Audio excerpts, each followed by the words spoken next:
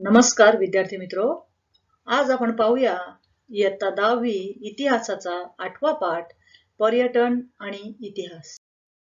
8वा पाठ पर्यटन आणि इतिहास यामधील पर्यटनाची परंपरा आणि पर्यटनाचे प्रकार आपण पाहिले आहेत. त्यापैकी कृषी पर्यटन, क्रीडा पर्यटन, नैमित्तिक पर्यटन हे आपण आज पाहायचं. त्याचबरोबर ऐतिहासिक स्थळांचं जतन आणि संवर्धन, पर्यटन आणि आतिथ्य क्षेत्रातील व्यावसायिक संधी हे मुद्दे आपण पाहूया. पहिला मुद्दा बघूया, कृषी पर्यटन. पर्यटनांच्या अनेक प्रकारांपैकी हा एक प्रकार. आपण सर्वजण शहरी संस्कृतीत वाढतो आणि त्यामुळे आपल्याला शेती जीवनाची फारशी माहिती नसते आणि त्यामुळे हा कृषी पर्यटन प्रकार अलीकडच्या काळात झपाट्याने पुढे आलेला आहे. म्हणजेच आपले भारतीय शेतकरी देखील आधुनिक होऊ लागले आहेत. अनेक कृषी संशोधन केंद्र, कृषी विद्यापीठ किंवा इस्रायल सारखा देश जिथे शेतीमध्ये अतिशय अभिनव असे प्रयोग केले जातात, अशा देशांना भेटी देण्यासाठी, अशा देशातील आधुनिक तंत्रज्ञानाची माहिती करून घेण्यासाठी अलीकडे अनेक शेतकरी भेट देऊ लागले आहेत. आपला भारत हा कृषी प्रधान देश असला तरी आपण तंत्रज्ञानाचा वापर फार कमी करतो. या उलट इस्रायल किंवा आखाती देश इथे पाण्याची फार मोठी समस्या असून देखील तंत्रज्ञानाचा वापर करून ते शेतातून अधिकाधिक उत्पन्न घेतात. 20व्या शतकात उदयाला आलेला नवीन प्रकार म्हणजे क्रीडा पर्यटन. पर्यटनाचा आता हेतू फक्त फिरणे हा नसून अनेक जे रसिक खेळाडू असतात किंवा हौशी असे प्रेक्षक असतात, ते खास असे सामने आयोजित केल्यानंतर ते पाहण्यासाठी सुद्धा पर्यटन करतात. जागतिक पातळीवरचे ऑलिम्पिक, विम्बल्डन, बुद्धिबळ स्पर्धा, क्रिकेटच्या स्पर्धा, अगदी भारतीय पातळीवर विचार केला तर हिमालयीन कार रॅली किंवा महाराष्ट्र पातळीवरचा महाराष्ट्र केसरी कुस्ती स्पर्धा यासारखे प्रकार आहेत आणि यासारखे सामने पाहायला प्रेक्षक जातात आणि त्यालाच म्हणतात क्रीडा पर्यटन. नैमित्तिक पर्यटन.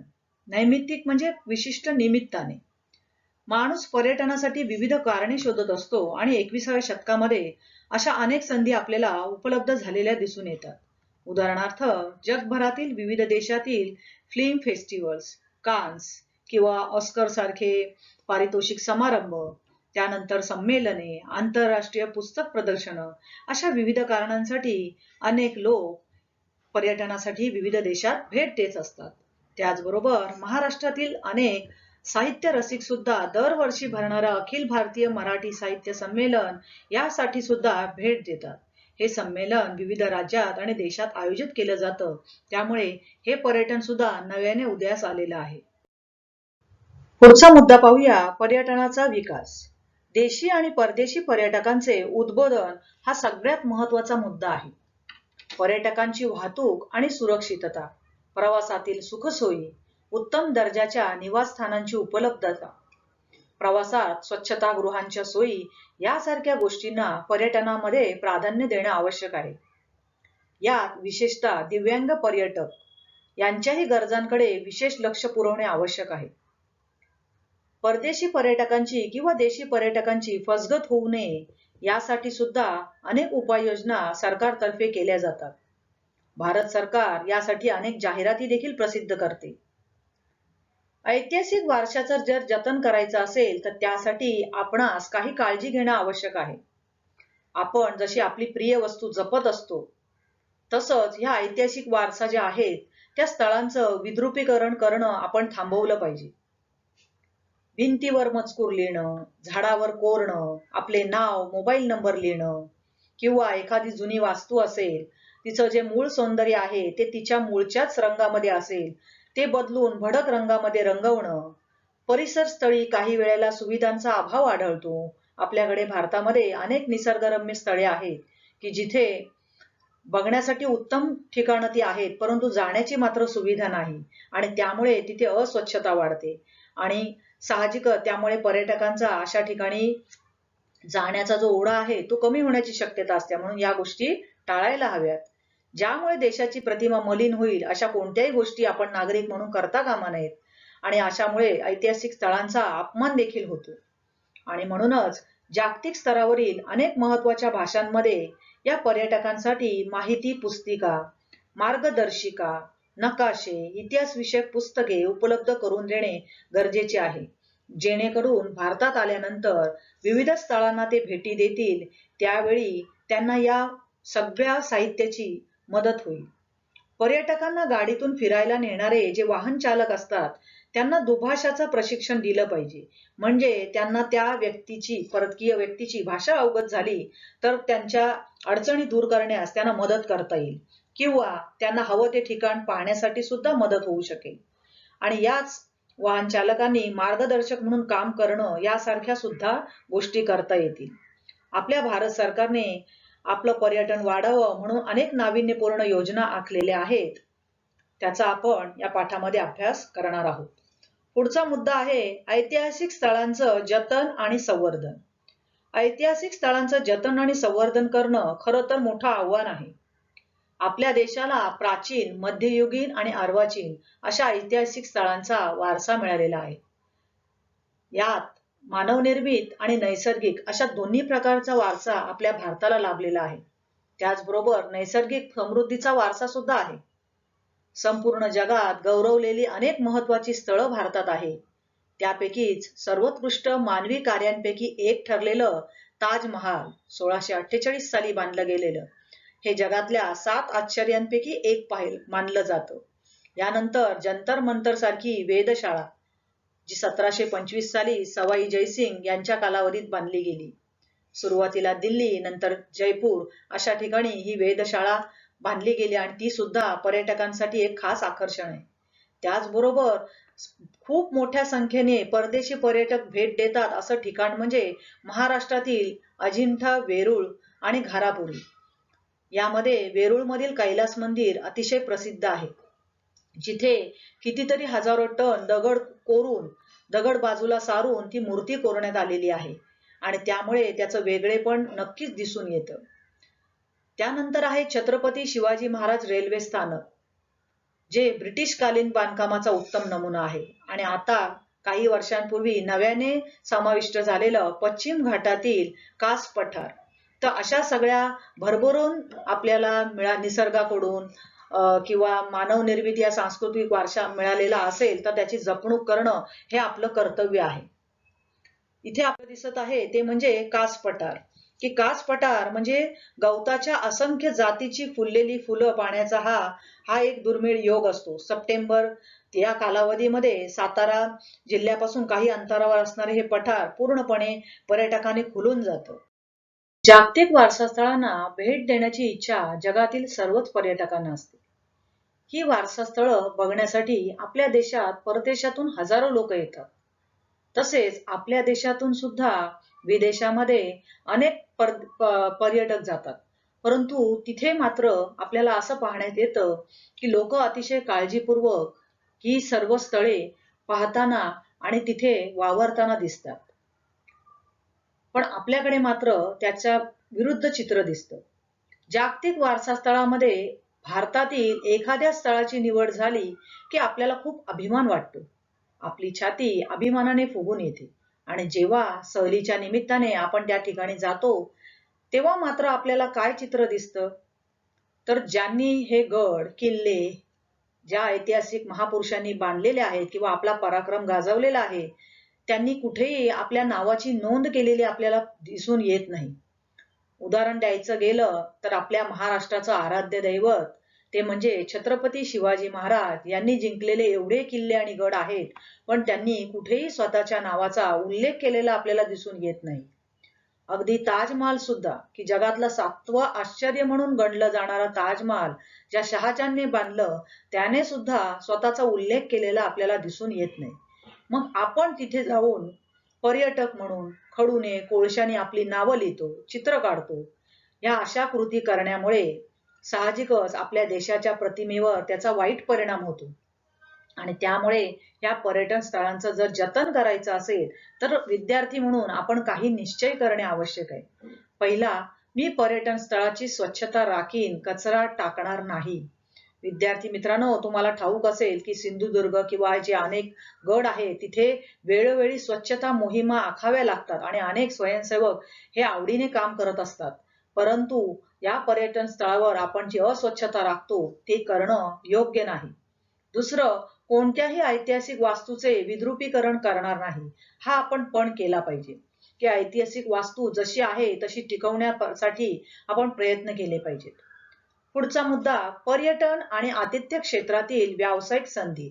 आतापर्यंत आपण पर्यटन आणि त्याचा फायदा, त्याचे प्रकार पाहिले. आता बघूया की यात आपल्याला व्यावसायिक संधी काय मिळू शकते, किती लोकांना याच्यात रोजगार आणि काम मिळू शकतो. तर मुलांनो, पर्यटन हा सर्वाधिक रोजगार निर्माण करणारा उद्योग ठरू शकतो. पण जर आपण त्याच्याकडे व्यावसायिक पद्धतीने लक्ष दिले तर हा एक कायमस्वरूपी व्यवसाय होऊ शकतो आणि याच्यात नाविन्यपूर्ण प्रयोग करण्याच्या प्रचंड संधी आहेत. कशा?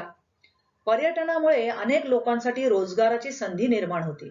कारण परदेशी पर्यटक विमानतळावर जसा पाऊल ठेवतो, त्याच्या पाऊल ठेवण्या आधीपासून तो ज्या देशाला भेट देणार आहे त्या देशाला उत्पन्न मिळवून देण्यास सुरुवात करतो. पहिली सुरुवात त्याने भरलेल्या व्हिसा फी मुळे आपल्या देशाला महसूल मिळतो. त्यानंतर प्रवास खर्च, हॉटेलमध्ये राहणे, खाणे, दुभाषाची मदत घेणे, वर्तमानपत्र, संदर्भ साहित्य विकत घेणे. आठवण म्हणून आपण पाहतो की त्या त्या ठिकाणच्या स्थानिक वस्तू असतात आणि त्यामुळे स्थानिक कारागिरांना काम मिळतं. त्या वस्तू विकत घेणे, एवढ्या गोष्टी हा पर्यटक मायदेशी जाईपर्यंत करतो. त्यानंतर पर्यटन केंद्राचा जो आजूबाजूचा परिसर असतो, तिथे बाजारपेठांचा विस्तार होतो. तेथील हस्तोद्योग, कुटीरोद्योग यांचा विकास होतो. त्या वस्तूंची खरेदी विक्री होते आणि त्यामुळे स्थानिक लोक त्यांनी विकलेले खाद्यपदार्थ, तेथील हस्तकौशल्याच्या वस्तू या गोष्टी पर्यटक अतिशय आवडीने खरेदी करतात आणि त्यामुळे स्थानिकांच्या रोजगारात वाढ होते. सहल संयोजक, मार्गदर्शक, वाटाड्या, कारकून, आचारी, स्वयंसेवक, हमाल, छायाचित्रण करणारे लोक, अशा विविध प्रकारच्या लोकांना या पर्यटनामुळे संधी मिळू शकते. आपल्या राष्ट्रीय उत्पन्नात याच्यामुळे भर पडते. प्रचंड उलाढाल होणारा हा पर्यटन नक्कीच आपला व्यवसाय बनू शकतो. वारसा मुसाफिरी म्हणजेच हेरिटेज वॉक. ऐतिहासिक वारसा स्थळाला भेट देण्यासाठी जाणं म्हणजेच हेरिटेज वॉक.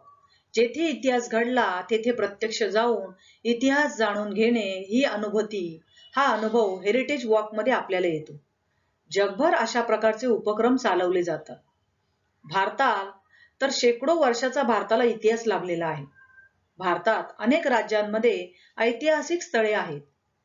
त्यात प्राचीन, मध्ययुगीन, आधुनिक स्थळांचा समावेश होतो. प्रामुख्याने गुजरातमधील अहमदाबाद या शहरातील हेरिटेज वॉक प्रसिद्ध आहे. यानंतर पुढील चित्रात दिसत आहे जुनी दिल्ली. त्यानंतर अहमदाबाद आणि अमृतसर ही ठिकाणं हेरिटेज वॉकसाठी प्रसिद्ध आहेत. महाराष्ट्रात मुंबई, पुणे सारख्या शहरात देखील या उपक्रमांचं आयोजन केलं जातं. त्यामुळे ऐतिहासिक वास्तू तर जतन होते, तिची माहिती जमवली जाते आणि ती जगभर विविध माध्यमातून पोहोचवली जाते. ऐतिहासिक व्यक्तींची निवासस्थानं ही सुद्धा ऐतिहासिक वारसा स्थळ मानली जातात. जसे रत्नागिरी येथील लोकमान्य टिळक यांचे घर किंवा स्वातंत्र्यवीर सावरकर, पंडित नेहरू किंवा महात्मा गांधीजी किंवा क्रांतिकारक भगतसिंग यासारख्या थोर नेत्यांची निवासस्थानं सुद्धा ऐतिहासिक वारसा म्हणूनच गणली जातात. काही ठिकाणी अशा स्थळांवर नील फलक लावण्याची पद्धत सुद्धा आहे. नील फलक म्हणजे प्रसिद्ध व्यक्ती तिच्या हयातीत राहत असलेल्या घरांवर निळ्या रंगाचे गोल फलक लावले जातात आणि पुण्यात सुमारे 100हून अधिक ही नील फलक लावले गेले आहेत. पुढील मुद्दा, महाराष्ट्रातील पर्यटनाचा विकास. महाराष्ट्र पर्यटनाच्या दृष्टीने वैभवशाली वारसा मिळालेलं राज्य आहे. अजिंठा, वेरूळ, घारापुरी यासारखी जागतिक दर्जाची लेणी, चित्र, शिल्पे, पंढरपूर, शिर्डी, शेगाव, तुळजापूर, कोल्हापूर, नाशिक, पैठण, त्र्यंबकेश्वर, देहू, आळंदी, जेजुरी यासारखी असंख्य देवस्थाने, हाजी मलंग, नांदेड येथील गुरुद्वारा, मुंबईचं माउंट मेरी चर्च, महाबळेश्वर, पाचगणी, खंडाळा, लोणावळा, माथेरान, चिखलदरा यासारखी थंड हवेची ठिकाणे, कोयनानगर, जायकवाडी, भाटघर, चांदोली, भंडारदरा यासारखी धरणे, दाजीपूर, सागरेश्वर, ताडोबा यासारखं अभयारण्य ही महाराष्ट्राची पर्यटन स्थळे अतिशय महत्त्वाची आहेत. बघा, आपल्या महाराष्ट्राला किती भरभरून निसर्गाचं दान मिळालेलं आहे, त्याचा आपण आनंद घेतला पाहिजे. महाराष्ट्रातील याच विविध पर्यटन स्थळांचा विकास करण्यासाठी महाराष्ट्र सरकारने इसवी सन 1975 मध्ये महाराष्ट्र पर्यटन विकास महामंडळाची स्थापना केली. त्यामुळे पर्यटन विकासाला चालना मिळाली आहे. यालाच MTDC असेही म्हणतात. या मंडळातर्फे राज्यात सुमारे 47 ठिकाणी पर्यटक निवासाची सोय केली आहे. त्यामुळे 4000पेक्षा सुद्धा जास्त पर्यटकांची येथे निवासाची सोय होती. आज हल्ली तर खाजगी व्यावसायिक सुद्धा या व्यवसायामध्ये उतरलेले आहेत. त्यामुळे पर्यटन ही फक्त हौस न राहता हा एक रोजगार किंवा व्यावसायिक संधी म्हणून सुद्धा तिच्याकडे पाहिलं जातं. शेवटचा पर्यटनाचा भाग आपण पाहूया, तो म्हणजे सांस्कृतिक पर्यटन.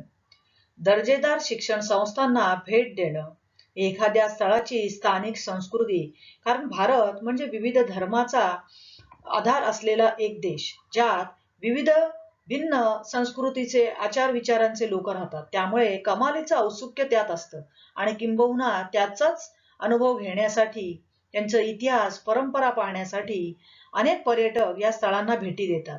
ऐतिहासिक स्मारकांना भेटी देतात. त्याचबरोबर लोकांनी मिळवलेलं विविध क्षेत्रातील यश अभ्यासतात. तेथील नृत्य, संगीत किंवा महोत्सव यामध्ये भाग घेतात आणि या सर्व उद्देशाने केलेलं पर्यटन म्हणजे सांस्कृतिक पर्यटन.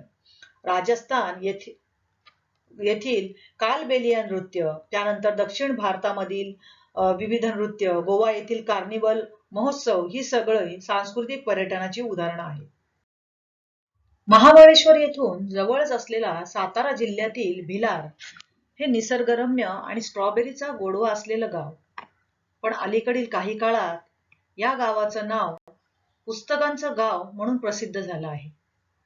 इथे अनेक घरांमध्ये पर्यटकांसाठी पुस्तके उपलब्ध करून दिली जातात, जी पर्यटकांना मोफत वाचता येतात. फक्त ती वाचून तिथेच ठेवावी लागतात. वाचन चळवळ वाढावी आणि वाचकांमध्ये वाचनाची गोडी लागावी, कारण हे युग तंत्रज्ञानाचं आणि मोबाईलचं आहे.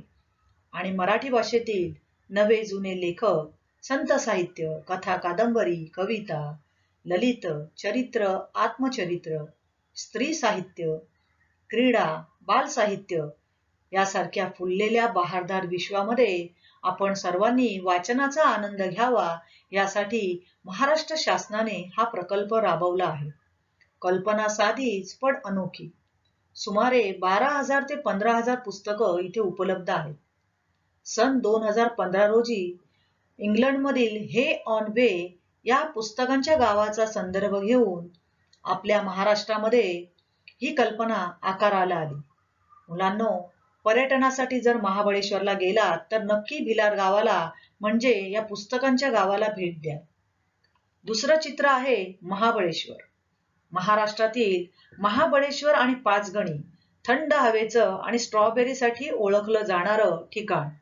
या ठिकाणाला हजारो पर्यटक भेट देत असतात. तेथे मार्गदर्शक पर्यटकांना काही महत्त्वाच्या ठिकाणांची माहिती सांगतात.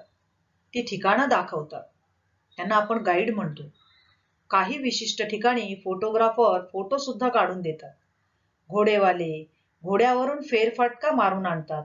यामुळे सुद्धा काही व्यक्तींना इथे रोजगाराची संधी मिळते. ही सर्व कामं तेथील स्थानिक लोक करतात. या कामातून त्यांना चांगला रोजगार मिळतो. म्हणजेच पर्यटन हे आपल्यासाठी हौस तर त्यांच्यासाठी उपजीविकेचं साधन ठरतं. अशा प्रकारे मुलांनो, आज आपण पर्यटन आणि इतिहास हा पाठ पाहिलेला आहे. तर मला नक्की खात्री आहे की हा पाठ संपल्याच्या नंतर जेव्हा केव्हा वेळ मिळेल, सुट्टी मिळेल, तेव्हा तुम्ही नक्कीच महाराष्ट्रातील विविध स्थळांना भेट द्या. धन्यवाद.